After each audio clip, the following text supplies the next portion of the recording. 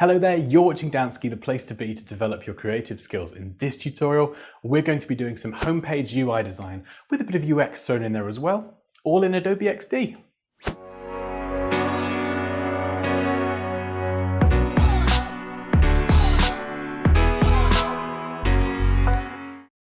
Rightio, so we're now in Adobe XD and you can see on screen we have a version of the current homepage, or at least it was current 1 to 2 weeks ago when I downloaded this screenshot, and we have the new version that I've redesigned. Now I've just redesigned this. It took about 30 minutes one evening from start to finish, just for me as a little bit of an outlet, but then I thought it would make quite a cool tutorial as well. And what I'm going to do is talk through some of the UI UX changes that I made that took me from the current version to my own version over here. Now the reason that I did this was because I was looking at some of Dell's laptops. I was interested, as someone who is a predominantly a Mac user, I was interested in what the XPS had to offer. It's a great looking laptop, and I was a little bit underwhelmed by the homepage. For me, it didn't really do the product justice. So I thought I would have a crack at doing my own version, and but I thought it'd be great. This isn't just me hating on Dell. I thought it'd be great to talk through that process and just talk through what I'm doing to you guys watching. So here we go. This is the current version on the left. This is my version on the right. Let's just delete everything. I'll delete everything except the logo because I haven't actually got the logo file anymore. I did delete it. But you can grab the Dell logo from Google Images, or you can do a search for Dell Vector logo on Google and download a Vector EPS version. And then you can drop that straight into XD, or you can open it in Illustrator and then copy and paste the Vector logo into XD. So Illustrator and XD do usually play nice together.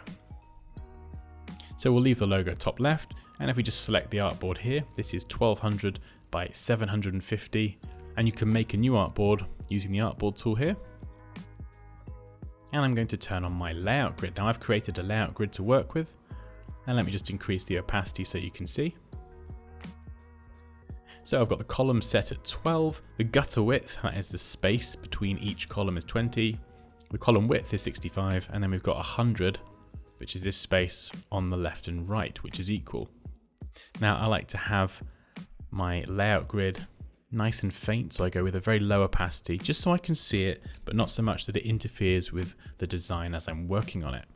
And you can of course select the artboard and just turn that on and off. So we'll leave it on for this part in the video, but then we'll turn it off later on.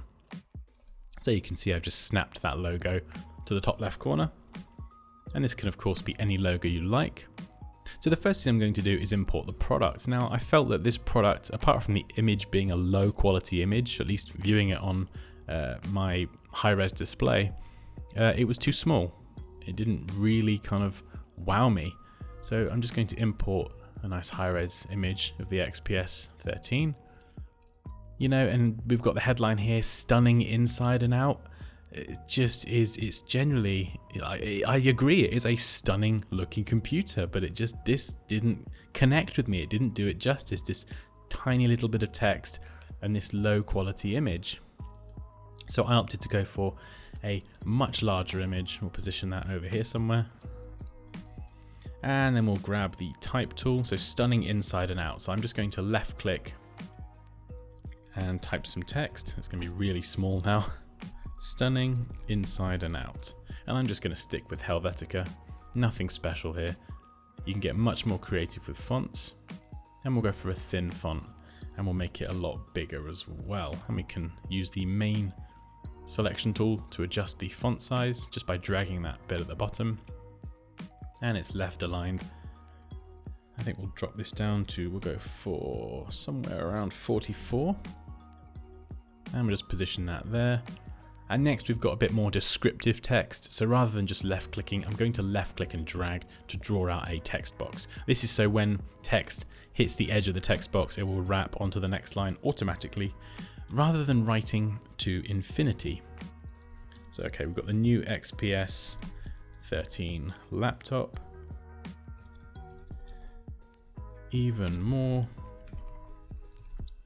captivating with Dell Cinema and Next Gen Infinity Edge display. And of course you can see this wraps onto the next line when it hits the edge, and we will bring the size down so it's a lot smaller. This is some much more descriptive text. And because it is smaller, more descriptive text, I don't want this to be thin because it's just too thin at that size.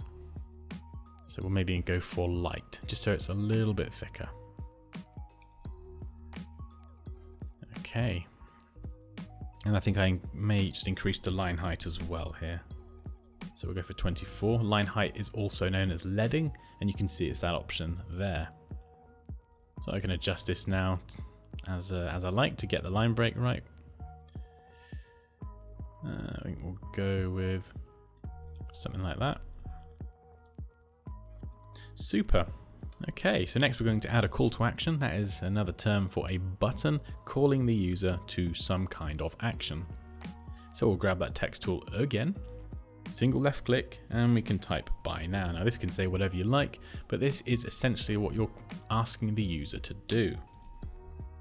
So we'll go for something a little bit bolder now, and move this over here, and we'll grab that rectangle tool, and we're going to encapsulate this in a container.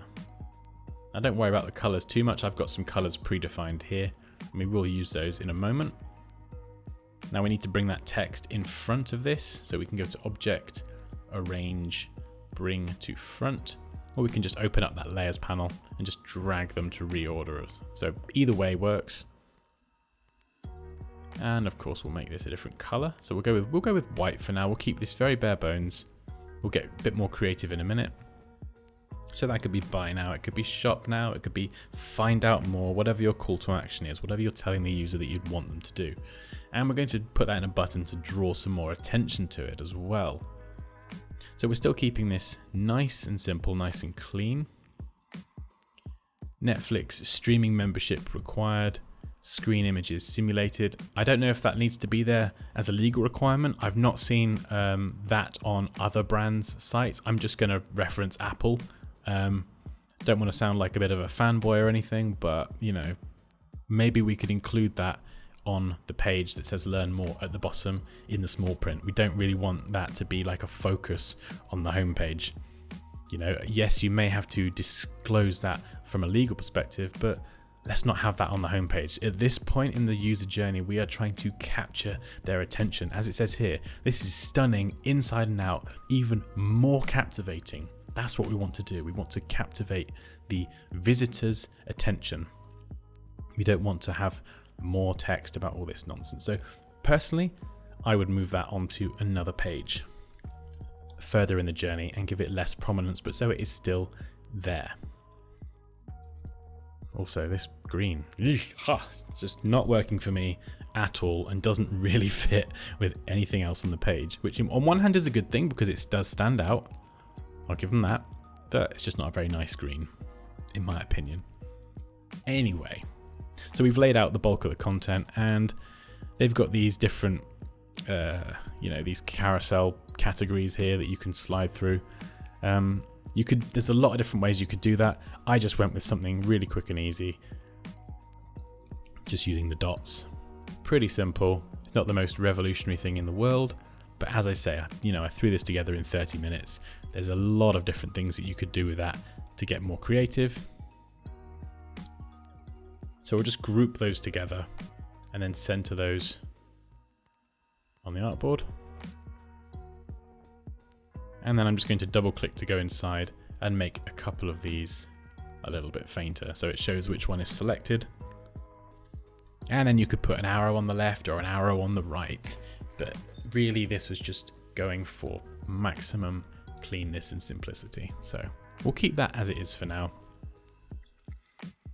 Now when it comes to the top nav, we've got the logo, we've got the circle. Personally, I've taken it out the circle because of course having the circle here, you have to allow a certain amount of breathing space top and bottom, otherwise it looks too tight.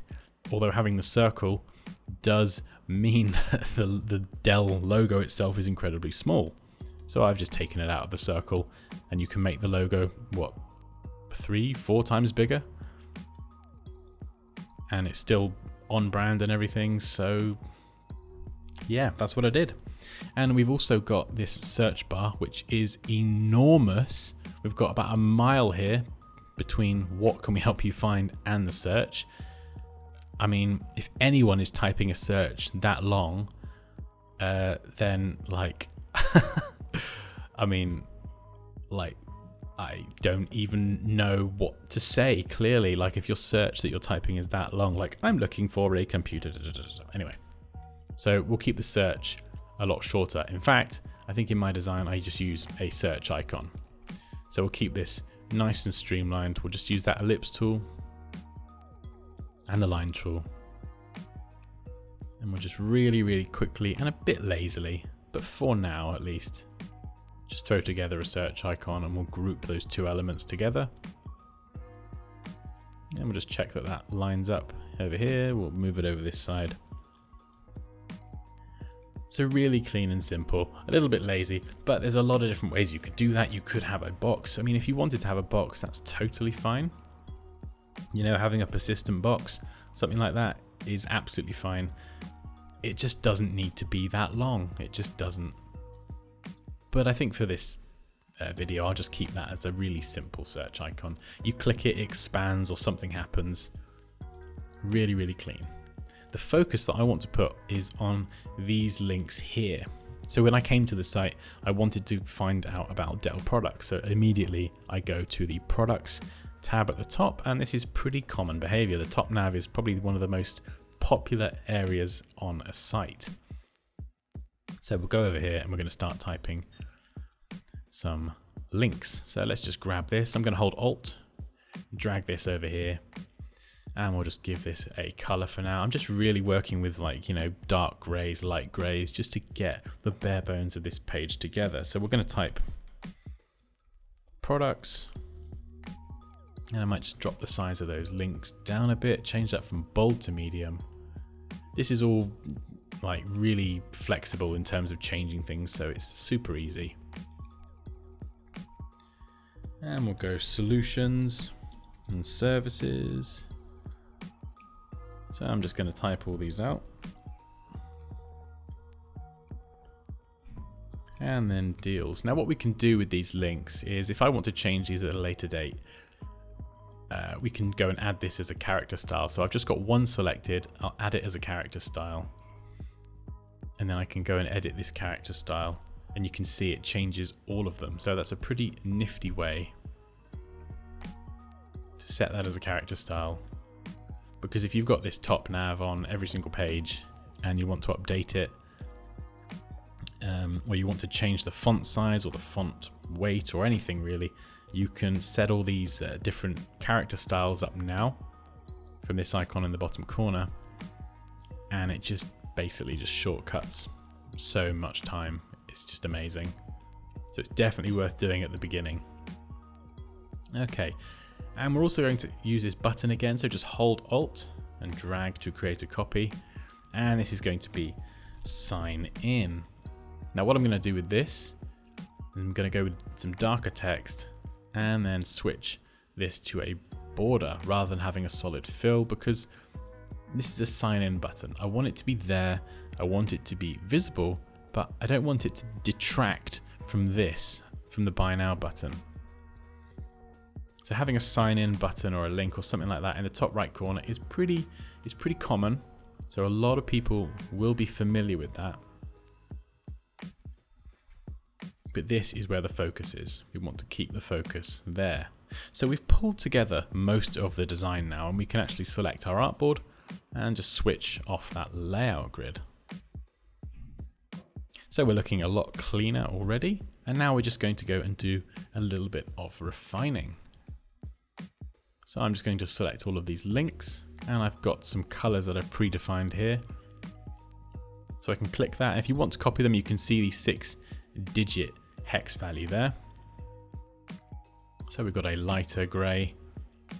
So these are all grays with kind of like a little bit of blue in them. You can see I've not just like hugged the left edge here, I've moved them in a bit. So really, really nice color in my opinion. And then of course we've got the Dell blue here.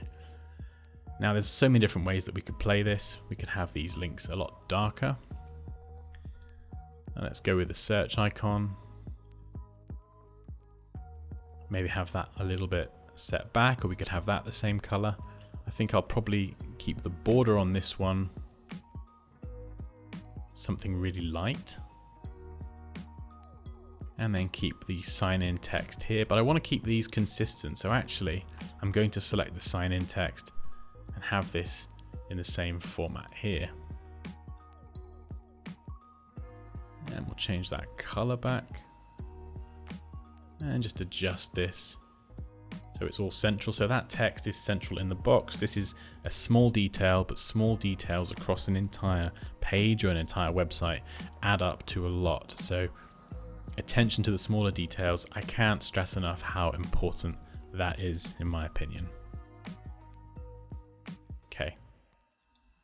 So we can change the text now. We'll add a bit of blue. We don't want to go crazy on the blue. But we can add this to the button as well. So rather than using that green, we're going to use something here. And we could change this text back as well, but I just want to draw a little bit of attention to it.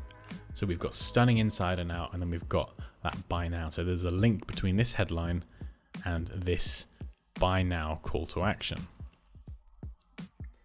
And we can change these down the bottom as well. So it's clear that these are not the active one and this is the active one here.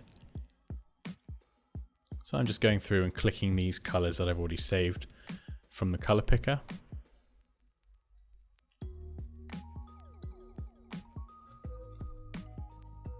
So I think it's looking pretty good at the moment, and we can then go in and refine things like, font size, and just zoom in, check things like alignment and spacing. So I might give this button a little bit of space and just group that text a bit more closely together. And I can group it, move it around. We could make this a bit larger even, so this really does captivate someone's attention, and the product looks great. And then we can click the new artboard, switch on the layout grid, and we can see we're inside of the grid almost. So let's just drag that there, and I can go to object, group that nav bar.